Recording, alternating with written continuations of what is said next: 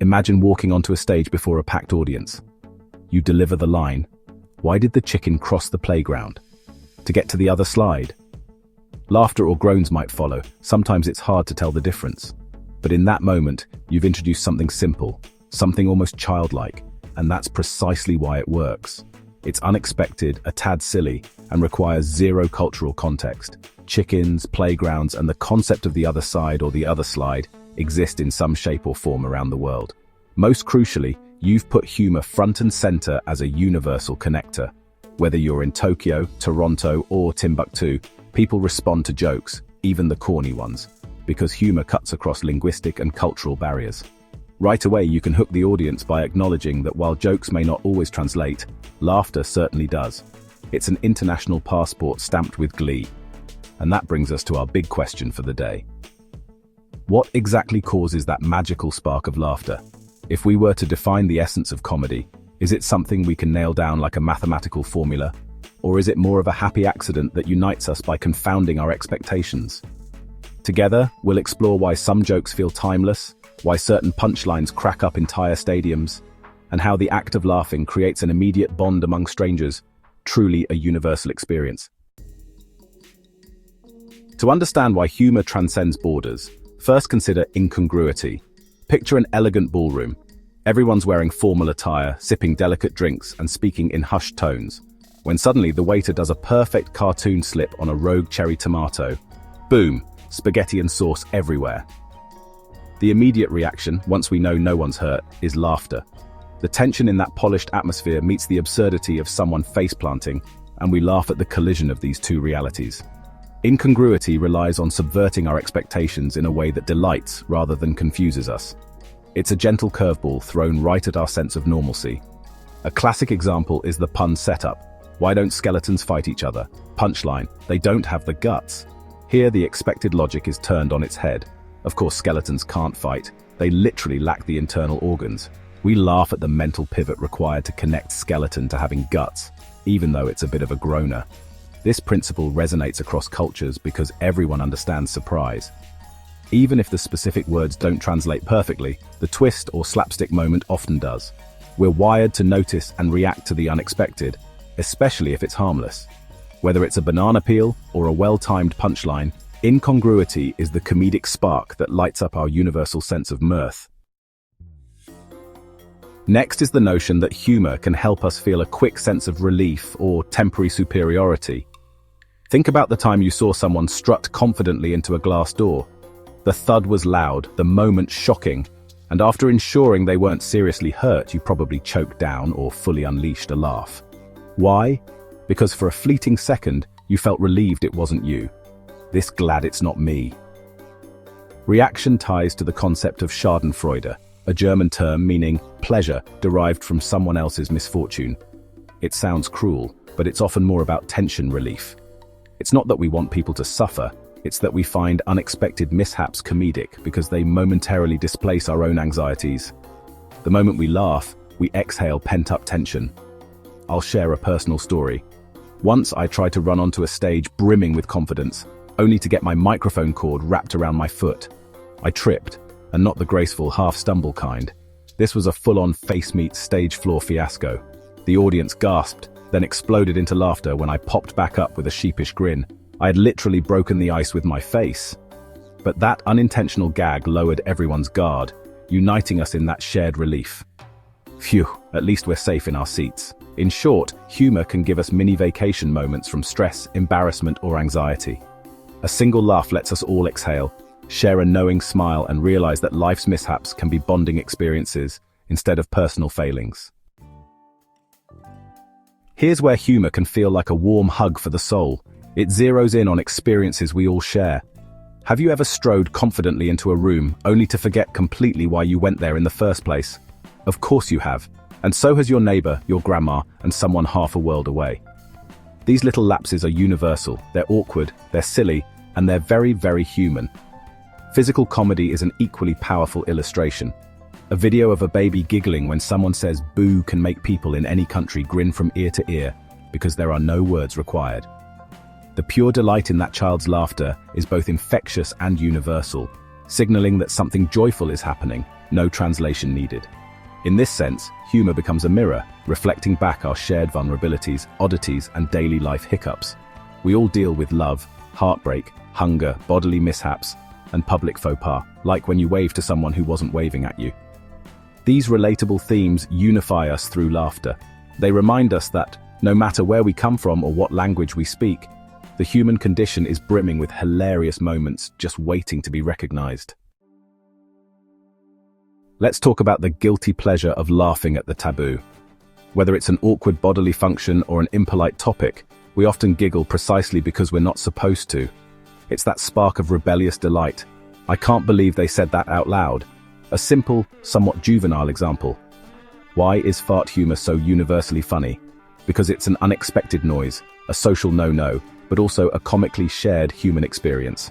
Everyone does it, almost no one admits it. That built-in tension sets the stage for laughter when someone breaks the rules and publicly calls it out. Mild rule-breaking or taboo-bending in comedy gives us a safe outlet to discuss or acknowledge what typically remains hidden. Ever told a small white lie to avoid an awkward situation and then found yourself humorously stuck in it? Sharing that story can instantly bond you with an audience, precisely because it's not the polite, perfect version of life, but rather the messy, unfiltered reality. So yes, crossing those boundaries lightly can generate a special brand of laughter. We feel a collective release from social strictures, like peeking behind a curtain that's usually closed. As long as it's done without malice, taboo humor reminds us that shared embarrassment and mischief are part of being delightfully human. Ever watch a comedy in a language you don't speak yet still find yourself laughing? Chances are it relied on simple visuals or easily recognizable scenarios. A clown slipping on a banana peel or a cat stealthily stalking its own tail doesn't require translation.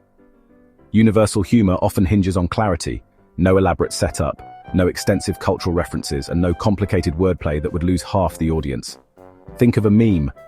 The funniest ones are those that communicate their punchline in a fraction of a second. For instance, why did the Scarecrow win an award? Because he was outstanding in his field. It's a pun, yes, but a straightforward one. A scarecrow stands in a field. Boom, you get it. In a globalized world, jokes that travel best tend to be easily grasped with minimal context, especially on the internet. Visual sketches, slapstick routines, and universal situational gags, like a person stuck in a revolving door, are comedic ambassadors crossing language barriers. They hit that sweet spot, obvious enough to be funny quickly, yet playful enough to feel fresh. The simpler the setup, the more people can join in on the laughter, forging that all-important sense of shared amusement. Laughter, in many ways, is more social reflex than solo act. How many times have you found something online moderately funny, only to laugh 10 times harder when you watch it with friends?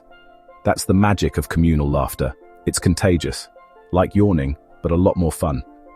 In group settings, a single laugh can ripple outward until the whole room is roaring. Suddenly, everyone's shoulders relax, strangers feel like friends, and the atmosphere is lighter. We see this at karaoke bars. It's not about singing well, but rather enjoying the collective hilarity of missed notes. We laugh together, and that shared mirth forms invisible bonds between us. Try a quick experiment. If you force a big belly laugh right now, you'll likely start laughing for real.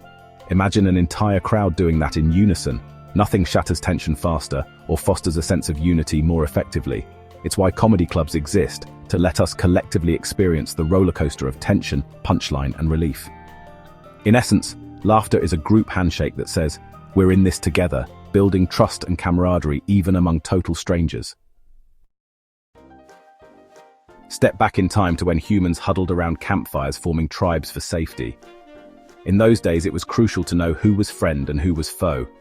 Humor became a sort of social grooming tool, like how primates pick bugs off each other but with fewer creepy crawlies and more giggles. When someone tripped over a mammoth bone and the group erupted in laughter, it signaled a collective moment of safety and mutual acceptance. Over generations, humor likely evolved because it strengthened community bonds. Those who laughed together stayed together, and in a harsh environment, you needed reliable allies. Even in modern times, that primal function remains. Whether it's in an office break room, a stand-up comedy club, or a family gathering, laughter quickly separates us from them. If we share a sense of humor, we're probably on the same team. Today, of course, we no longer dodge saber-toothed cats, at least I hope not. but we do navigate stressful commutes and endless Zoom calls. Our comedic mishaps might involve buffering internet or dropping our phone in the toilet, still comedic gold once you've dried it out. The circumstances have changed, but the role of humor has not. It's still part of our social glue, reminding us we're all in this together, stumbling our way towards survival. Sometimes, quite literally. To bring everything together, let me share a moment that perfectly captures the universality of humor. Charlie Chaplin's famous dinner roll dance from The Gold Rush. If you haven't seen it, let me set the scene. Chaplin's character, the lovable tramp, is at a dinner table. With little to his name and nothing extravagant to show, he does something completely unexpected. He picks up 2 dinner rolls, sticks forks into them, and transforms them into tiny dancing feet. Suddenly, the humble rolls perform an elegant miniature ballet on the table. There's no dialogue, there's no cultural reference, just the pure joy of watching this unlikely and absurd scene unfold. Why does it work so well? Because it taps into everything we've talked about. The surprise hits first. You never expect bread to dance. It's incongruous, but it's also harmless, and that unexpected twist delights us. Then, there's the shared experience. We've all been to dinners that felt too formal or dull, and here's Chaplin flipping that on its head, creating magic out of the ordinary. And while the tramp is an underdog, this moment allows him to shine, giving the audience relief from the tension of his usual misfortunes. It's simple, it's relatable, it's creative, and most importantly, it's funny, whether you're watching in 1925 or today, in New York, Nairobi, or New Delhi. The scene reminds us of the universal truth at the heart of humor. It takes ordinary things, a pair of rolls, an awkward dinner, and transforms them into something extraordinary, something that unites us in shared laughter. And that's the beauty of humor. It turns the mundane into the magical, the awkward into the uplifting. It doesn't need words, borders, or explanations to bring people together. So, whether you're performing a dinner roll dance, tripping over your shoelaces, or just sharing a silly joke, know this: every time we laugh, we're building a bridge. So go ahead, trip on a banana peel, tell that corny pun, or just laugh along when life doesn't go as planned. Because in those moments, we're not just finding joy, we're finding each other.